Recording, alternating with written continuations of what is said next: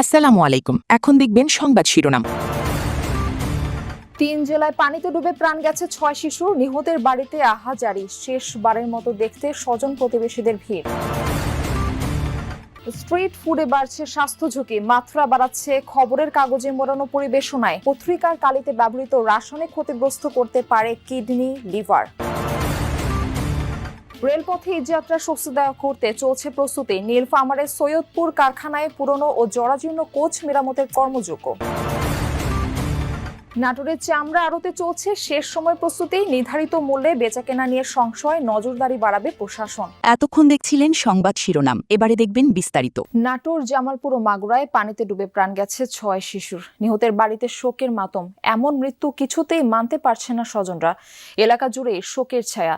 নিহত শিশুদের শেষবারের মতো এক নজর দেখতে ভিড় জমান স্বজন প্রতিবেশীরা। স্কুল পড়ুয়া 2 শিশু আরাফাত রহমান ও মোহাম্মদ আলী পুকুরে নামে গোসল করতে, দুজনেরই নিথর দেহ ফিরেছে বাড়িতে। মর্মান্তিক এই ঘটনায় নাটোরের পূর্ণকলস গ্রাম জুড়েই শোকের ছায়া, থামছে না স্বজনদের আহাজারি। পরিবার জানায়, তৃতীয় ও চতুর্থ শ্রেণীর 2 শিক্ষার্থী অনেকক্ষণ পার হলেও বাড়ি না ফেরায় খোঁজাখুঁজি শুরু করেন তারা। পরে পুকুর থেকে অচেতন অবস্থায় দুজনকে উদ্ধার করে নেওয়া হয় হাসপাতালে। চিকিৎসক তাদের মৃত ঘোষণা করেন। মাগুরার বালিয়াডাঙ্গা গ্রামে ডোবা থেকে উদ্ধার হয়েছে 2 শিশুর মরদেহ। 7 বছর বয়সী নুসরাত ও 6 বছর বয়সী নাইম সম্পর্কে ফুফু ভাতিজা। পরিবার জানায়, উঠানে খেলা করছিল দুজন, এরপর তাদের খোঁজ মিলছিল না। পরে বাড়ির পাশেই ডোবার কাছে স্যান্ডেল দেখতে পান স্বজনরা, ডোবাতেই মেলে 2 শিশুর মরদেহ। ডোবার ওখানে ওদের যে স্যান্ডেল পরে ওরা ব্যবহার করে, স্যান্ডেল দেখি যে ওই স্যান্ডেলটা পরে আছে, ওদের চাচা দেখতে পায় আর কি। তারপরে পানিতে নেমে ওদেরকে দেখা যাচ্ছিল না, পানিতে নেমে খোঁজাখুঁজির পরে দেখা যায় নিচে পায়ে ওই লাশ দুটো বাঁধে আর কি।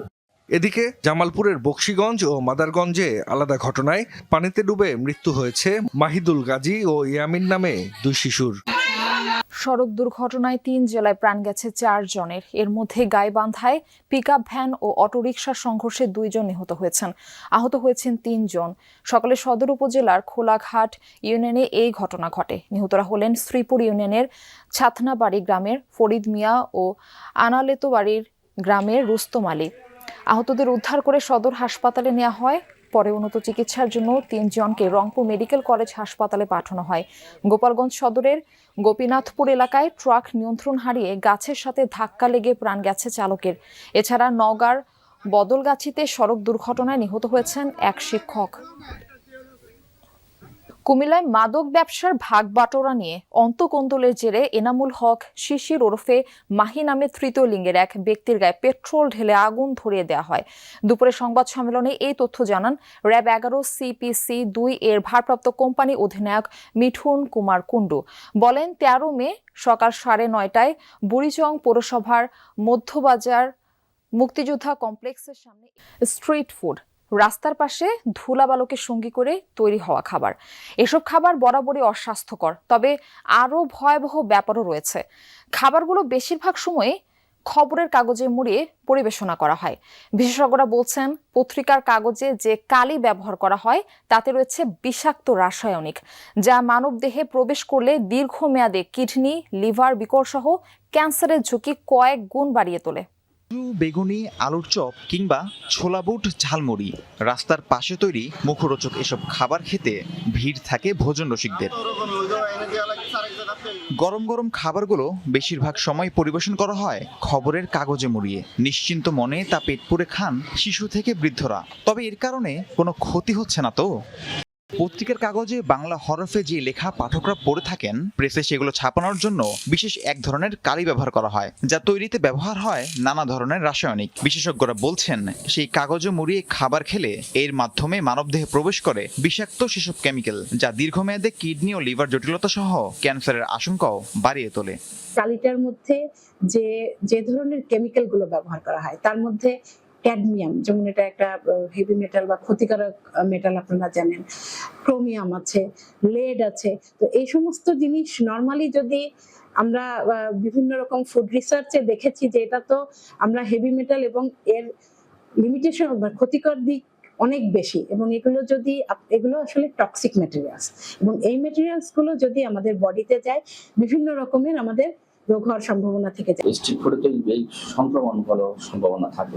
হচ্ছে একটা ময়লা প্যাকেটের সাথে দিয়ে দিল খাবারটা, এবং যদি ওখানে প্যাকেটগুলো বিভিন্ন ডাই ঠাই থাকে তাহলে তো ওগুলো তো আরো লিভার কিডনির জন্য আরো ক্ষতিকর। বিক্রেতাদের দাবি, পরিচ্ছন্নতার জন্যই খাবার পরিবেশনে কাগজ ব্যবহার করা হয়। মুখরোচক খাবারের আড়ালে শরীরে যে বিষাক্ত রাসায়নিক ঢুকছে তা জানেন না বেশিরভাগ ক্রেতারাও। প্লেটের উপরে পত্রিকা দিয়ে যে কাজগুলো করে এইগুলো বাদ দিয়ে আমার কাছে মনে হয় উপরে একটা টিস্যু পেপার দিয়ে দিলে সবচেয়ে ভালো। এটা খোলামেলা ভাবে থাকে, ময়লা মধ্যে থাকতে পারে, তাহলে আমার স্বাস্থ্যের ক্ষতিকর হতে পারে। তবে এটাই শিওর, এটা সারা দিলেই ভালো। এখন যেহেতু দিচ্ছে, এখন করার তো কিছু নাই, খেতে হবে। প্রথম প্লেট নিই, তারপর পত্রিকা দিই, দেওয়ার পরে মাল যে লোকে ঝেড়ে যে অর্ডার দেয় সেটা আমরা তারপরে দিয়ে লোকের হাতে পরিবেশন করি। প্রিন্টিং প্রেস মালিকরাও বলছেন, পত্রিকার কাগজে তুলনামূলক নিম্নমানের কালি ব্যবহার করা হয়। পত্রিকার যে কালিটা আমাদের কালির থেকে নরমাল কালি, এটা কম দামের কালি, অবশ্যই কিছু তরল টাইপের দিয়ে ওরা মিক্সিং করে এটা বানায়। একে তো রাস্তার পাশে খোলামেলা পরিবেশে তৈরি খাবারের ধুলাবালি সহ নানা জীবাণুর ছড়াছড়ি থাকেই, সেই সাথে রাসায়নিকের বিষাক্ত থাবাও। সুস্থ থাকতে এসব খাবার থেকে বিরত থাকার পরামর্শ বিশেষজ্ঞদের। ঈদ মানেই ঘরে ফেরার আনন্দ, আর সেই যাত্রাকে নিরাপদ ও স্বস্তিদায়ক করতে দিন-রাত এক করে কাজ করছেন সৈয়দপুর রেলওয়ে কারখানা শ্রমিক কর্মচারীরা। জনবল সংকট থাকলেও থেমে নেই কাজ। পুরনো ও জরাজীর্ণ কোচগুলোকে নতুন রূপ দিয়ে ঈদের আগে রেল বহরে যুক্ত করার চেষ্টা চলছে জোরে সোরে। চলছে ওয়েল্ডিং এর কাজ, আলোর ঝলকানি, আরেক পাশে রং তুলির আচর, কোথাও আবার হাতুড়ির শব্দ। সবকিছু মিলিয়ে চরম ব্যস্ততা নীলফামারীর সৈয়দপুর রেলওয়ে কারখানায়। সামনে ঈদ, সময় মতো শেষ করতে হবে কাজ। তাই তো সীমিত জনবল নিয়েই রেল কোচগুলোকে মেরামতে ব্যস্ত শ্রমিক ও কর্মচারীরা। দেশের সর্ববৃহৎ সৈয়দপুর রেলওয়ে কারখানায় 26টি ওয়ার্কশপে চলছে কোচ মেরামতের কাজ। দীর্ঘদিনের পুরনো ও ত্রুটিপূর্ণ বগিগুলোকে সচল করতে ব্যস্ত সময় পার করছেন শ্রমিকরা, যেন ঈদে ঘরমুখ মানুষের যাত্রা নিরাপদ ও স্বস্তিদায়ক হয়। আমাদের অনেকগুলো কাঁচামাল সংকট, রেলের লোকবল সংকট, তারপর আমরা চেষ্টা করছি জনসাধারণের জন্য রেল সেবাটা আরো এগিয়ে নেওয়ার জন্য। জনবল অনেক সংকট। আমার এই অফিসে 41 জনের মঞ্জুরি আছে, কিন্তু আমরা কর্মরত আছি মাত্র 13 জন। লাঞ্চের সময়টা বাদে একটানা কাজ করতেছি, মানে আমরা যেভাবে হোক মানে গাড়িটা আউটটার্ন দেওয়ার চেষ্টা করতেছি। কোনো কাঁচামাল ফার্নেসে গরম দিয়ে হিট দিয়ে তারপরে এই হ্যামারে পিঠে বিভিন্ন আকৃতি ধারণ করি। ঈদ উদযাপন করার জন্য প্রত্যেকটা মানুষের জন্য যাতে সারা বাংলাদেশে সুন্দরভাবে বাড়ি ফিরে যেতে পারে। তবে বড় চ্যালেঞ্জ জনবল সংকট। 3220টি অনুমোদিত পদের বিপরীতে কর্মরত মাত্র 813 জন, অর্থাৎ মাত্র 23% জনবল দিয়েই চলছে গুরুত্বপূর্ণ এই রেল কারখানাটি।